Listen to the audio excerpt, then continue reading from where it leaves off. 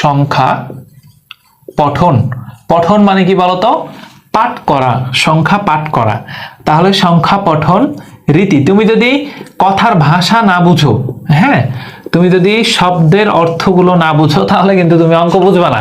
দেখো, পঠন মানে পাঠ করা, এটা যদি তুমি না জানো বা উচ্চারণ করা, এই যে আমরা পড়ছি 46, 47, 50, 100, 2000, এই যে পড়ছি আমরা, এই পড়াটাই হচ্ছে সংখ্যা পঠন বা সংখ্যাকে পড়া।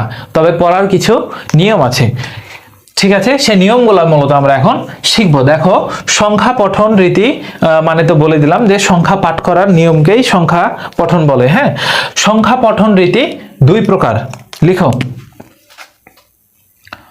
তাহলে সংখ্যা পঠন রীতি কয় প্রকার বললাম? দুই প্রকার।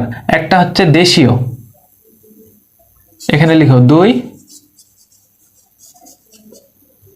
প্রকার, ঠিক আছে? দুই প্রকার কি কি? একটা হচ্ছে দেশীয় সংখ্যা পঠন রীতি। দেশীয় মানে আমাদের আমরা হচ্ছে বাঙালিরা আমাদের নিজ দেশে যে সংখ্যা পঠন রীতি ব্যবহার করি সেটা দেশীয়। দেশীয় সংখ্যা পঠন রীতি, ঠিক আছে? আর দুই নাম্বারটা হচ্ছে, এখানেই লিখে দিই, দুই নাম্বারটা হচ্ছে আন্তর্জাতিক। আন্তর্জাতিক সংখ্যা পঠন রীতি। আন্তর্জাতিক সংখ্যা পঠন রীতি, ঠিক আছে?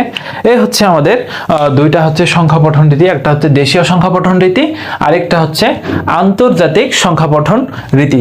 তোমরা এই দুইটা সুন্দর করে উঠিয়ে